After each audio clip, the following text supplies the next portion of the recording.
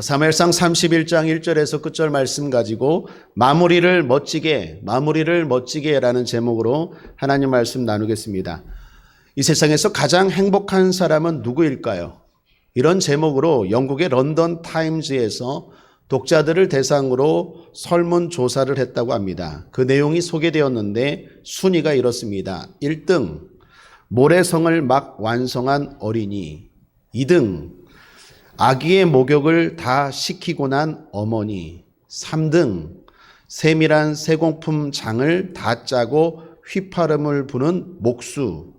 4등, 어려운 수술을 성공하고 한 생명을 구한 의사였다고 합니다. 여러분, 여기에는 백만장자도 또한 어떠한 권력을 가진 권력과도 없었다고 합니다. 무슨 말입니까? 평범함 속에 얼마든지 행복이 있다라는 뜻이겠죠. 그렇습니다. 우리는 누구든지 행복할 수 있습니다. 항상 행복지수를 조사하면 떠오르는 나라가 있습니다. 부탄이라는 나라입니다. 항상 1등입니다. 돈 많은 미국도 아니고 신흥부흥국가 중국도 아닙니다. 이름도 잘 모르는, 잘 알려지지 않은 부탄이라는 나라가 항상 세계에서 행복지수를 조사하면 1등입니다. 그 국민들은 다 행복하다, 행복을 느끼고 살아간다고 합니다. 이 나라는 히말라야 산맥 속에 있는 작은 나라입니다. 국민 소득이 3,000달러도 안 된다고 합니다. 올해 우리나라 국민 총소득, 1인당 국민 소득을 한번 조사해 봤더니 35,000달러라고 합니다. 어렵다 해도 올해 우리 1인당 국민 소득이 역대 최고라고 합니다. 여러분, 거의 4만 달러를 향하여 달려가는 우리나라에 비하면 10분의 1도 안 되는데 행복 지수를 조사하면 항상 1등이 부탄입니다. 그럼 뭘 말하는 겁니까? 누구든지 행복할 수 있다는 가장 평범한 진리를 가르쳐주고 있다라는 것입니다. 더욱이 우리는 성도입니다. 성도의 가장 큰 특징은 무엇입니까? 하나님이 함께하고 있는 줄 믿습니다. 하나님이 함께하십니다. 함께 하실 뿐만 아니라 위로하시고, 때로는 인도하시고, 때로는 보호하시고, 때로는 응답하시고, 때로는 힘을 주시고 능력도 주십니다. 그래서 성도가 큰 돈이나 설령 큰 권력이 없을지라도 분명한 건 하나님이 계시기 때문에 우리는 더욱 행복해야 되고 행복할 수밖에 없는 사람들인 줄 믿습니다. 그런 의미에서 사랑하는 여러분, 코로나 재난, 환난 속에서도 행복하시기를 주님의 이름으로 축원드립니다. 오늘은 올해 마지막 철야입니다. 여러분 알다시피 마지막 철야이기도 하지만 마지막 날이기도 합니다. 그런데 오늘 성경을 보시면 사무엘상 마지막 장입니다. 31장 사무엘상 마지막 장입니다. 그리고 오늘 성경 내용을 보시면 사울의 마지막 모습입니다. 참 우연도 이런 우연이 없습니다. 여러분 잘 알다시피 제가 의도적으로 맞춘 게 아니죠. 우리는 매일 성경을 한 장씩 읽고 말씀을 붙들고 은혜를 붙잡고 기도하고 있지 않습니까? 그냥 순서대로 했는데 오늘 기가 막히게 우연도 이런 우연이 없듯이 마지막 날 마지막 철야의 마지막 사무엘상 마지막 장 사울의 마지막 모습이에요. 참 희한하다. 우연도 이런 우연이 없다라고 생각하는 찰나에 뭔가 하나님이 우리에게 주고자 하는 메시지가 있다라는 걸 느꼈어요. 여러분, 이 땅을 살아가는 성도에게 우연은 없죠. 한번 따라하겠습니다. 신앙 고백입니다. 나에게 우연은 없고 섭리만 있다. 우연이 아닙니다. 내가 알지 못하지만 돌아보면 하나님의 섭리였어요. 그때 그 사람을 만난 것, 그때 그렇게 한 것, 그거 다 돌아보면 하나님의 은혜의 섭리인 줄 믿습니다. 오늘도 마찬가지입니다. 이게 우연처럼 보이지만 하나님의 사람들에게 우연이 없을 텐데 하나님이 뭘 말씀하실까라는 생각을 가지고 낮에 좀 기도를 하는데 하나님이 이렇게 말씀하시는 것 같아요. 마지막이 있다라는 거예요. 그리고 마지막을 항상 멋지게 하는 게 중요하다라는 것입니다. 사랑하는 여러분, 우리에게는 마지막이 있습니다. 올 한 해가 마지막인 것처럼 우리 인생에도 마지막이 있겠죠. 흔히 이런 말 하죠. 명함보다 더 중요한 게 명패라고. 명패는 마지막 무덤 위에 세워지는 비석을 말합니다. 그 사람이 어떻게 살았는지는 살아있을 때 그 명함보다는 그 사람이 죽었을 때 어떤 마무리, 어떻게 기억되느냐가 더 중요하다라는 것 아니겠습니까? 그런 의미에서 우리 인생의 마지막이 멋지고 아름답기를 주님의 이름으로 축복합니다. 또한 그렇게 될 줄 믿습니다. 아울러 올 한 해도 다 힘들다고 어렵다고 하지만 우리는 기도하면서 멋지게 마무리하는 올 한 해 이 시간 되기를 주님의 이름으로 축복합니다. 그런 의미에서 오늘 본문을 살펴보고자 합니다. 오늘 본문은 앞서 말한 것처럼 사울의 마지막 모습입니다. 그런데 멋지진 못합니다. 이건 상대적으로 우리에게 교훈을 주죠. 흔히 반면교사라는 말 있지 않습니까?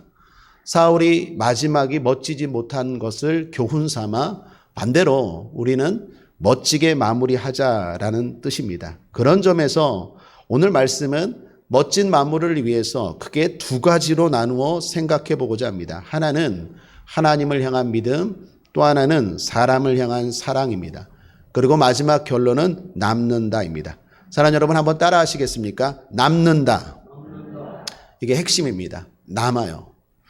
여러분 먼저 하나님을 향한 믿음입니다. 오늘 본문에 보면 사울이 죽는 장면이 나옵니다. 블레셋과 이스라엘이 싸우게 되었죠. 그런데 전쟁의 판세가 이스라엘이 불리합니다. 사울의 아들들 요나단, 아비나답, 말기수아 다 죽었습니다. 그런 위기의 순간에 누군가 화살을 쐈어요. 그런데 이게 재수없게 누가 쏘았는지도 모르는데 재수없게 사울이 맞았어요. 대충 쐈는데 맞았어요. 맞아도 중상을 입었어요. 3절을 보십시오. 사울이 패전함에 활 쏘는 자가 따라 미치니 사울이 그 활 쏘는 자를 인하여 중상한지라. 여러분 이게 특별한 것은요. 사울이 그동안의 삶이에요. 사울이 그동안 얼마나 많은 전쟁을 치루었습니까? 그리고 그 전쟁 때마다 항상 주요 타겟은 사울이었어요. 이스라엘의 왕이니까. 적들이 항상 사울을 죽이려고 애를 썼어요. 그래서 명궁이라고 하죠. 활 잘 쏘는 사람이 아주 조준을 하고 저 왕 사울을 죽이려고 그렇게 했는데도 안 맞아요. 못 죽여요. 활이 빗나갔어요. 왜 그랬을까요? 하나님이 보호하셨기 때문에. 사울이 하나님을 의지했기 때문에. 그런데 오늘 마지막 사울 인생의 허무함을 보십시오. 사울이 왜 이렇게 됐습니까? 하나님께 불순종했습니다. 하나님이 계속 충고하는데도 무시했어요. 하나님이 싫어하는 일을 자행했어요. 심지어 하나님의 사람이, 하나님의 나라의 왕이라는 사람이 무당까지 찾아갔어요. 하나님이 기뻐하지 않는 신접한 일까지 했어요. 신접이 뭐라고요? 죽은 영혼을 불러온다라는 거예요. 여러분께 먼저 질문합니다. 죽은 영혼을 불러올 수 있습니까? 없습니까? 죽은 영혼을 불러올 수 있습니까? 없습니까? 없어요. 아, 목사님, 옛날에 무당이요. 막 구슬하는데 죽은 어머니가 막 나타나던데요. 사탄아 불러올지. 죽은 영혼이 불러올리는 게 아니라 다 귀신의 장난이에요. 여러분 태초에 아담과 하와를 유혹할 때 사탄이 사탄으로 등장합니까? 뱀으로 변장합니까? 변장하죠. 사탄은 등장이 아니라 변장이에요. 가장의 달인입니다. 귀신은요 어떤 모습으로든 변장해요. 왜요? 그 사람이 약한 모습으로 등장해요. 마귀는 귀신은 그렇게 멍청하질 않아요. 그래서 이 사람에게는 이렇게 등장하면 약해. 이 사람에게는 이렇게 등장하면 약해. 그러니까 약한 모습으로 딱 등장하는 거예요. 죽으면 이 생과 저 생이 끝나버려요. 누가복음 16장에 보면 부자와 거지 나사로 이야기에서 물 한 방울도 던져줄 수 없어요. 소리도 들릴 수 없어요. 전혀 관여할 수 없어요. 뭐 구중창천에 영혼이 떠돌던데요. 그건 전설의 고향을 많이 봐서 그런 거예요. TV 프로그램을 많이 봐서 그런 거지 현실적으로는 다 뻥이에요. 신 영혼은 불러올 수가 없어요. 그 영혼은 죽으면 전도서 3장 21절 다 하늘로 올라가요. 동물들은 어떻게 됩니까? 다 땅으로 내려가요. 한 번 죽는 것은 사람에게 정한 이치요. 그 후에는 심판만 남아요. 다시 뭐 내려와서 뭐 어떻게 하고 절대로 그럴 수가 없어요. 신접한 일을 할 수가 없어요. 그래서 그건 거짓일 뿐만 아니라 하나님이 기뻐하지 않는 거예요. 그러니까 무당이나 모든 악한 것들이 하는 건 다 미혹하는 일이에요. 그 사람의 연약한 마음을 이용해서 그냥 등쳐먹는 거예요. 제가 옛날에 한번 소개했잖아요. 저 충청도에 가서 장례를 치르고 돌아오는 버스에서 사위가 방금 장례 치르고 땅에 묻은 장모님 목소리를 해드리니까요. 그걸 보고 딸들이 막 엄마 그러면서 막 바닥에서 울고 난리가 났어요. 제가 어떻게 했을까요? 아이고 장모님 돌아가셨는데 다시 살아오셨네요. 그랬을까요? 사탄아 물러가라. 그랬더니 사위가 정신이 또 번쩍 차려갖고 자기 왔다 갔다 했어요. 결국 교회 와서 기도하고 난리를 쳤는데 사랑하는 여러분, 귀신의 장난이에요. 신접한 일은 절대로 일어날 수 없는 줄 믿습니다. 그런데 사울이 그런 일을 자행합니다. 그러니 어떻게 해요? 대충 쏴도 허무하게 맞는 거예요. 사랑하는 여러분, 우리의 생사업은 하나님이 주관하십니다. 우리가 아무리 대비해도 하나님이 지켜주시지 않으면 허사입니다. 반대로 하나님이 지켜주시면 아무리 허술한 대비도 가장 안전할 수 있는 줄 믿습니다. 그런 점에서 코로나 이 상황 속에서도 최고의 백신은 예수 백신, 성령 백신, 믿음의 백신인 줄 믿습니다. 물론 우리는 거리 두기 해야 돼요. 물론 마스크 써야 돼요. 물론 손 잘 씻고, 물론 정부의 방역 지침, 신앙의 자유를 훼손하지 않는 한 따라줘야 돼요. 그러나 그럼에도 불구하고 우리를 지켜주시는 분은 누구입니까? 하나님이신 줄 믿습니다. 내가 아무리 마스크를 잘 쓰고 아무리 대비를 잘해도 걸리려면요 허무하게 걸려버려요. 죽으려면 허무하게 죽는다니까요. 어제 뉴스인가요? 뭐 영화를 본 것 같아요.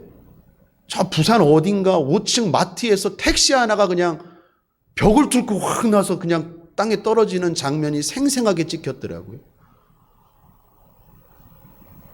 그 택시가 떨어지는데 10초만 늦게 갔어도 그냥 죽을 뻔한 사람이 있었더라고요. 또 그 택시가 좀만 더 덜 떨어지거나 앞에 떨어졌으면 대기하던 차에 또 떨어졌다고 뉴스 앵커가 말하는 걸 보면서 참 인생이라는 게 죽으려면 아프려면 걸리려면 참 황당하게 걸릴 수 있겠구나라는 생각이 다시 한번 들었어요. 우리가 이렇게 살아가는 건 우리가 그렇게 대비를 잘해서가 아니라 하나님의 은혜인 줄 믿습니다. 죽으려면 허무하게 죽는다니까요. 사울이 오늘 죽는 거 보세요. 얼마나 대비를 많이 했는데 그냥 활 대충 썼는데 그전에는 아무리 죽이려고 해도 못 죽였는데 지금 대충 쏘니까 죽어버렸어요. 그러므로 사랑하는 여러분, 하나님을 의지해야 될 줄 믿습니다. 사울은 활을 맞고 직감했습니다. 이제 나는 가망이 없구나, 죽음이 임박했구나 생각했습니다. 그리고 자살을 생각합니다. 옆에 있는 병사에게 부탁해요. 나를 죽여달라. 그래서 적들에게 욕을 당하지 않고 명예롭게 죽게 해달라라는 것이었습니다. 결국 사울의 병사는 사울을 죽이고 자신도 스스로 죽습니다. 여러분, 오늘 사울을 보시면 마지막 마무리가 참 안 좋아요. 너무 불행합니다. 왜 그렇습니까? 이렇게 된 이유가 뭡니까? 결론부터 말하면 자신을 위해 살았기 때문이에요. 자신의 이익을 위해 살았기 때문입니다. 여러분, 다윗을 사울이 한때 신뢰한 적이 있어요. 그것도 자신의 이익을 위해서였어요. 다윗을 미워하고 죽이려 한 이유도 자신의 이익을 위해서였어요. 여러분, 신앙생활도 마찬가지입니다. 사울이 자신의 이익을 위해서 하나님을 믿었어요. 그러니까 하나님의 응답이 없으면 무당도 찾아가는 거예요. 중심이 뭡니까? 기준이 뭡니까? 나예요. 나에게 이익이 되면 하나님이든 무당이든 뭐든 좋은 거예요. 내가 중심이에요. 마지막 죽음도 그렇습니다. 마지막 죽을 때 어떻게 해야 됩니까? 하나님을 생각해야 돼요. 그래서 마지막까지 기도를 하든지 아니면 하나님의 사람으로서 어떻게 죽는지를 생각해야 되는데 자기 명예만을 생각해요. 나는 멋지게 적들에게 욕을 당하고 죽지 않겠다. 자기의 명예를 생각해 죽는 그 순간에도. 그래서 자기 병사에게 죽여달라고 말합니다. 그런데 명예롭게 죽게 됩니까? 부끄러움이 가려집니까? 수치를 안 당합니까? 그렇지 않아요? 오늘 본문에 보시면 사울이 어떻게 되었다고요? 갑옷은 벗겨져서 이방 신상의 전리품으로 바쳐지고 사울의 머리는 잘려지고 그의 시체는 성벽에 매달리게 돼요. 명예롭게 죽었습니까? 온갖 수치와 부끄러움을 다 당했어요. 여러분 혹시 이해되지 않을 거예요. 아니, 그러면 누구를 위해 살아야 됩니까? 자기 자신을 위해 사는 게 나쁩니까? 좋은 겁니까? 뭐 좋은 거 아닙니까? 그러면 누구를 위해 삽니까? 신앙생활도 결국 자기를 위해 하는 거 아닙니까? 목사님, 이렇게 질문할 수 있을 거예요. 우리가 돈을 벌거나 직장을 다니거나 신앙생활을 하는 거, 그 자기를 위해 하는 것, 그게 뭐가 나쁩니까? 라고 말할 수 있다니까요. 그런데 잘 들으십시오. 잘못되고 나쁜 것은 아닌데 분명히 기억해야 되는 것은 결코 지혜로운 게 아니에요. 성도라면 최소한 그렇게 살면 안 됩니다. 성경은 그렇게 살라고 말씀하지 않아요. 욕심이 아니라 믿음으로 살라고 말합니다. 욕심이 아니라 사랑으로 살라고 말합니다. 자, 왜 그렇게 살라고 말합니까? 그게 자기를 위한 삶이에요. 욕심으로 살면 잘 되는 것 같죠? 세상 사람들 보십시오. 욕심으로 권력을 잡은 사람들, 욕심으로 부를 잡은 사람들, 자기 욕망과 욕심을 위해서 교회도 안 다니는데 교회 다닌다고 뻥치는 사람들, 또 그 다음날은 불교 절에 가서 합장하는 사람들, 욕심으로 종교도 마음대로 선택하고 욕심으로 거짓말도 뭐 밥 먹듯이 하는 사람들 보십시오. 결국 행복합니까? 성경은 그렇게 살라고 말하지 않아요. 다시 말합니다. 자기를 위해 살지 말고 어떻게 해요? 하나님을 향한 믿음으로 살래요. 다른 사람을 향한 사랑으로 살래요. 왜요? 바보입니까? 아니요. 그렇게 사는 게 결국 잘 사는 거다라는 것입니다. 사울과 대조되는 다윗을 보십시오. 우리 사무엘상을 보면 다윗은 어떻습니까? 물론 부족하지만 그래도 하나님을 위해 산다고 노력한 사람 아니에요? 자신의 출세보다도 자신의 출세였다면 왕 사울을 자기도 죽였겠죠. 죽일 기회가 2번이나 있었잖아요. 사울이 용변 볼 때 하나님이 기회를 줬잖아요. 뿐만 아니라 다윗이 쿨쿨 잘 때, 사울이 쿨쿨 잘 때 다윗이 죽일 수 있는 기회가 2번이나 있었고 그 외에도 많았지만 다윗은 어떻게 해요? 하나님을 생각해요. 자신의 이익을 위해서 살지 않아요.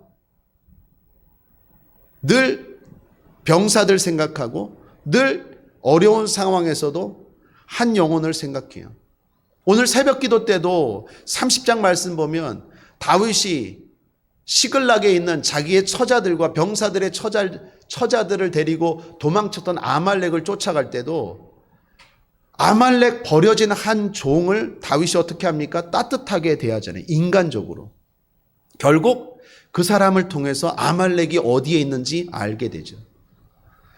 다윗을 보면요, 자기를 위해 사는 게 아니라 항상 하나님을 향한 믿음을 생각하고 인간미를 가지고 남을 위해 사는데 결국 돌아보면 다윗이 잘 되더라는 거예요. 그래서 믿음이 필요해요. 사랑하는 여러분, 나를 위해 사는 게 결국 잘 되는 게 아니라 믿음으로 사는 게 결국 잘 되는 거예요. 부끄럽고 부족하지만 제 목회를 돌아보면 그런 것 같아요.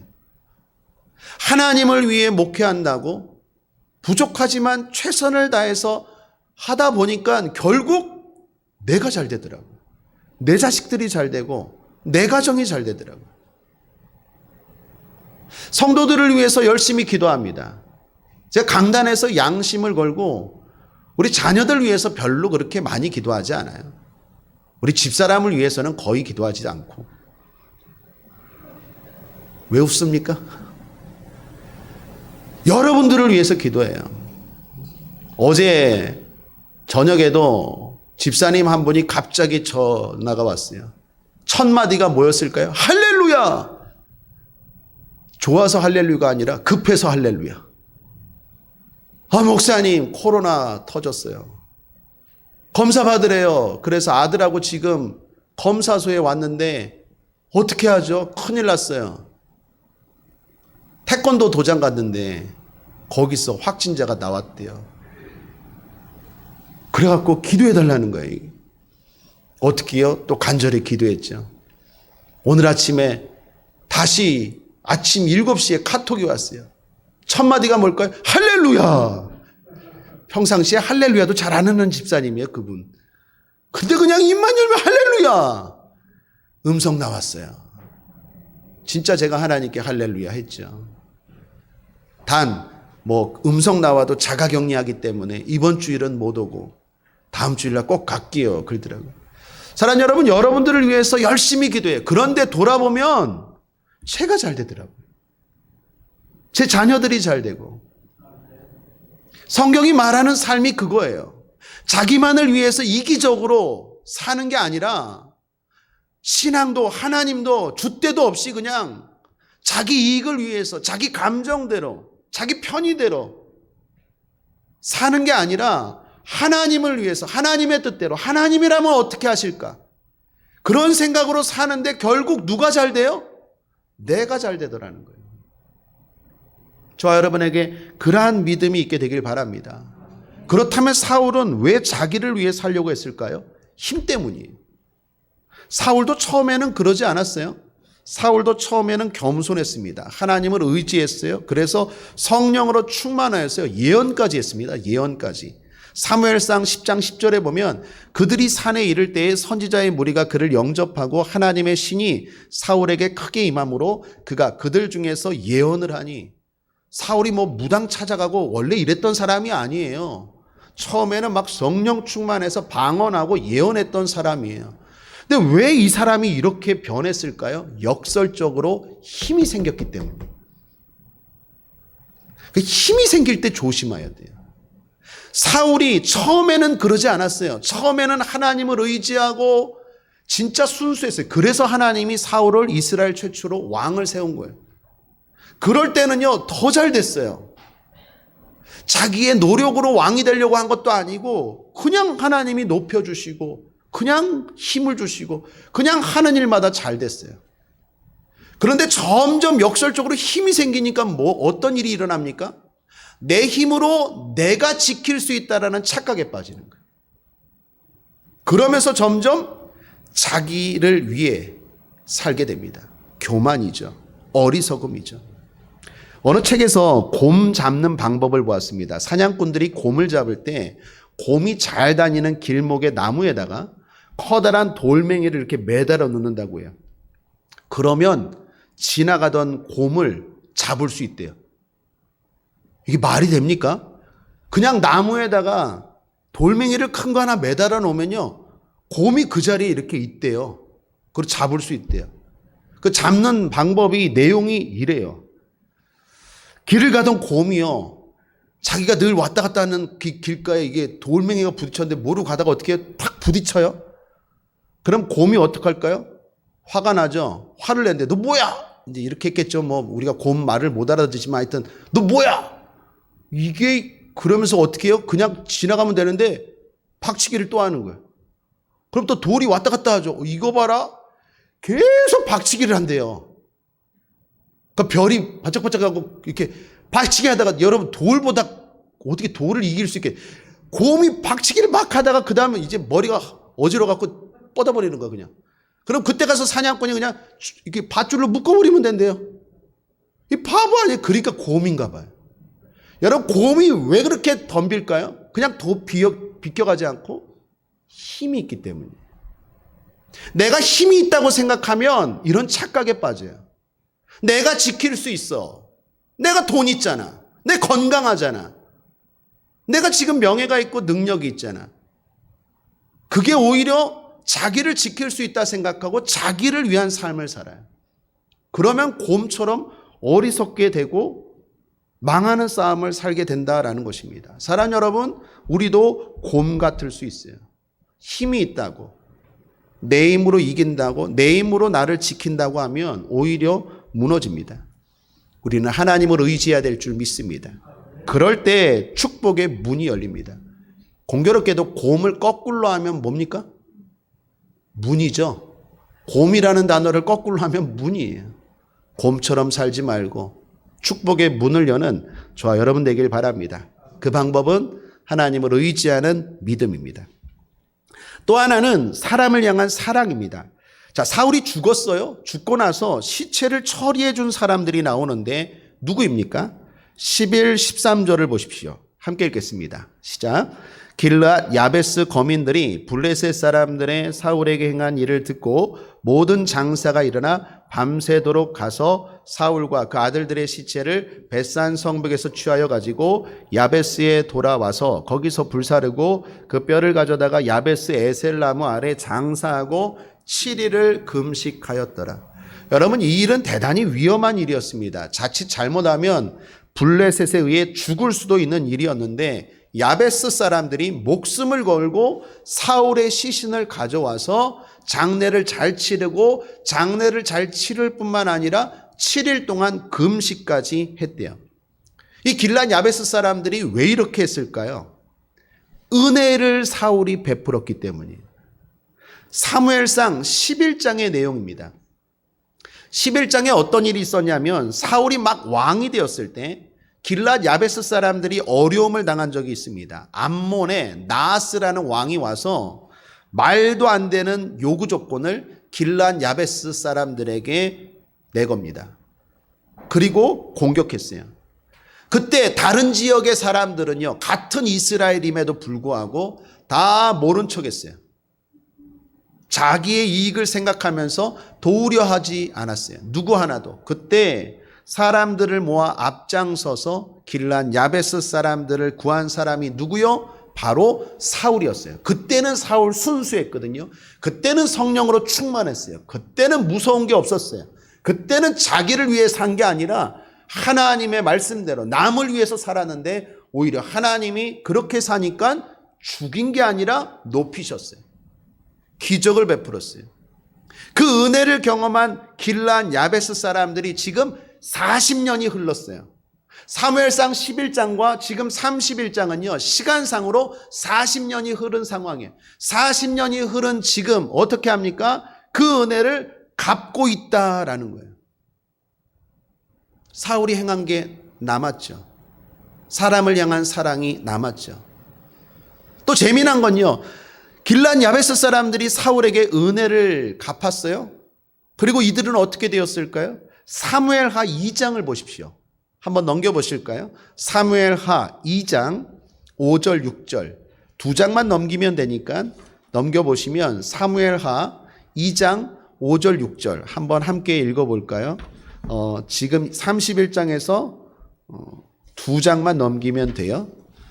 자, 사무엘하 2장 5절 6절 함께 읽겠습니다. 시작. 다윗이 길란 야베스 사람들에게 사자들을 보내어 가로되 너희가 너희 주 사울에게 이처럼 은혜를 베풀어 장사였으니 여호와께 복을 받을지어다. 너희가 이 일을 하였으니 이제 여호와께서 은혜와 진리로 너에게 베푸시기를 원하고 나도 이 선한 일을 너희에게 갚으리니. 길란 야베스 사람들이 목숨 걸고 은혜를 갚았더니 어떻게 되었습니까? 죽었습니까? 아니요. 그 은혜를 또 받아요. 사랑하는 여러분, 결국 남습니다. 남아요. 우리가 어떻게 사는지에 대해서 다 사라지지 않고 결국 남는다니까요. 하나님을 향한 믿음으로 산 거 남아요.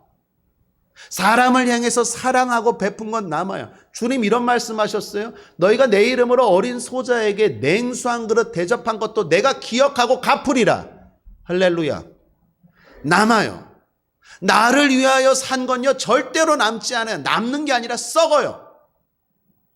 부자를 보십시오. 부자는 자기를 위해서, 성경에 나오는 누가복음의 부자, 예수님이 책망했던 부자를 보십시오. 자기를 위해서 어떻게 합니까? 창고를 막 채우죠. 그때 주님이 뭐라고 말합니까? 이 어리석은 놈아, 네 영혼을 오늘 가져가면 이 쌓은 게 다 누구 거가 되냐? 이거 다 썩을 건데 이 바보야, 그러지 않습니까? 나를 위해서 사는 게 나를 위해서 사는 게 아니라 말씀대로 살고 믿음으로 사는 게 결국 나를 위한 삶이고 그 삶이 결국 남는 삶인 줄 믿습니다. 우리는 지난 한 해 하나님이 우리 교회에 주신 말씀이 있었어요. 그게 뭡니까? 시편 126편 5절 6절이었어요. 특별히 5절, 눈물을 흘리며 씨를 뿌리는 자는 기쁨으로 거두리로다. 당장 힘들어도 눈물을 흘려도 믿음으로 살고 어렵지만 나를 위해 사는 게 아니라 하나님의 말씀대로 사랑을 베풀고 살면 어떻게 해요? 기쁨으로 거두리로다. 이 말씀 붙들고 우리 모두 열심히 뿌리고 산 줄 믿습니다. 나누려고 애를 썼고 기도를 해도 서로를 위해서 기도하려고 애를 썼고 서로 돕자고 할 때 적극적으로 참여했고 누구를 위해서 기도해 주자고 할 때 함께 중보기도 했고 열심히 심고 열심히 뿌렸어요. 결국 성경은 뭐라고 말합니까? 손해라고 말합니까? 아니요. 결국 잘 되는 것이고 결국 남는 거예요. 제가 오늘 새벽 기도 때도 얘기했지만 지난 한 해 참 은혜가 많아요. 하나님의 사랑과 축복이 참 많아요. 감사할 일들이 많아요. 그런데 그 중에 하나 참 뿌듯한 것 중에 하나가 추수감사 주일 때 10교회 10선교사님들을 섬긴 거예요.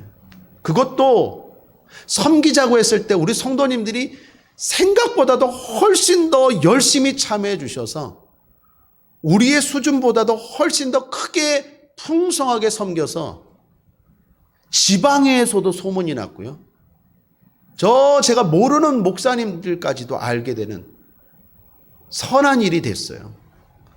이 어려운 시국에 어떤 교회가 다 어려운데 그렇게 나누느냐 고마워하고 또 칭찬도 받았어요. 저 이게 제일 기억에 남아요. 여러분 결코 그거는 손해나는 삶이 아니라 하나님이 또한 기억하시고 갚아주실 줄 믿습니다. 그런 의미에서 사랑하는 여러분, 오늘 기도는 오늘 멋진 마무리 철야 기도는 서로서로를 위해서 기도해 주는 시간 되길 바랍니다. 우리 옆 사람과 한번 이렇게 인사할까요? 내가 오늘 집사님 위해 기도한다. 저는 반말로 했지만 역시 여러분은 지혜로우세요. 반말로 하면 안 되고 내가 오늘 집사님 위해서 내가 오늘 권사님 위해서 기도할게요. 내 기도 제목 하나님 아세요. 내가 급한 거 알아요. 내가 간급한 거 알아요. 근데도 불구하고 내가 남을 위해서 기도할 때 내 거 안 응답해 주실까요? 더 빨리 응답해 주세요. 그래서 주님 말씀하면 너희는 먼저 그의 나라와 그의 의를 구하라. 그리하면 이 모든 것을 너에게 더하시리라. 우리는 그 말씀 붙들고 살아왔고 그래서 더 잘 됐고 그래서 더 복받은 줄 믿습니다. 믿음으로 삽시다. 끝으로 성결교단에 유명한 목사님 한 분이 계신데 이성봉 목사님이라는 분입니다. 우리나라 한경직 목사님만큼 또는 그 어떤 목사님만큼 유명한 목사님이신데 이 목사님 일화 가운데 재미난 게 하나 있는데 이 목사님은 늘 왼손을 이렇게 꼭 쥐고 다녔대요. 뭘 하더라도 이렇게 왼손을. 한번 딱 특이할 거 아니에요? 그 어떤 분이 물었대요. 아니 목사님 어디 불편하세요? 아니면 손이 장애이십니까? 아니면 손이 어떻게 다쳤어요? 그랬더니 이 목사님이 이렇게 답변했대요. 내가 이 손을 이렇게 꼭 쥐고 다니는 건 예수님 붙잡고 다니는 거야. 아이, 꿈보다 해몽이라고. 그 뜻이 참 의미 있죠. 내가 의식적으로 나는 주님 손 붙잡고 다녀요. 이렇게 의식적으로 왼손은 꼭 이렇게 쥐고 다녔대요.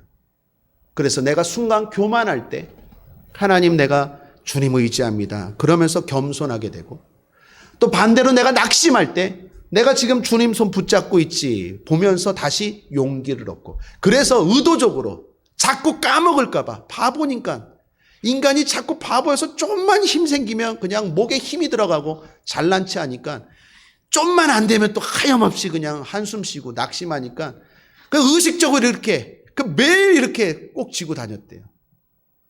참 멋진 의도, 멋진 생각 아닙니까? 사랑하는 여러분, 오늘 이렇게 하고 기도할까요? 이렇게 주여 이렇게 기도할까요? 이렇게는 안 할지라도 주님 손 꼭 붙잡고 승리하는 저와 여러분 되길 바랍니다. 주님 손 꼭 붙잡고 믿음으로 삽시다. 주님 손 꼭 붙잡고 사랑으로 삽시다. 그게 나를 위한 삶이에요. 복음성가 한 장 부르죠. 왜 나만 겪는 고난이냐고 찬송합니다.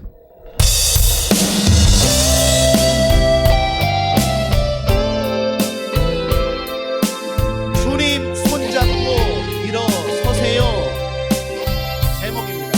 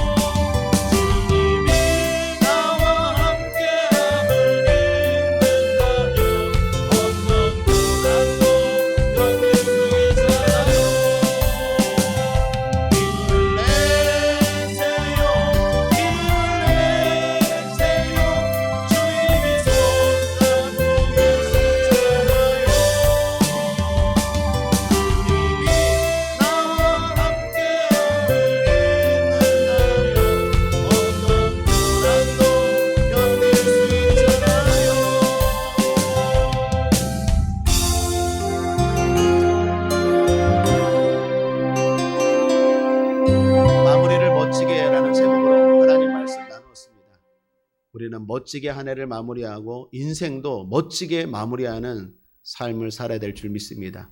그것은 욕심으로 사는 게 아니라 믿음으로 사는 겁니다. 그건 바보 같은 삶이 아니라 가장 지혜로운 삶입니다. 그 삶이 힘듭니다. 그래서 주님 손 붙잡아야 돼요. 주님 손 붙잡고 믿음으로 삽시다. 베풀고 나누고 섬기며 삽시다. 그것이 결국 저와 여러분이 잘 되는 삶인 줄 믿습니다. 기도하겠습니다. 좋으신 하나님 아버지, 오늘도 우리가 함께 기도합니다. 오늘은 특별히 남을 위하여 기도합니다. 서로를 위하여 기도합니다. 교회를 위하여 기도합니다. 나라를 위하여 기도합니다. 하나님, 우리 성도들을 복내려 주시옵소서. 더욱 속히 더 풍성하게 복내려 주실 줄 믿습니다. 감사드리며 예수님의 이름으로 축복하고 기도했습니다.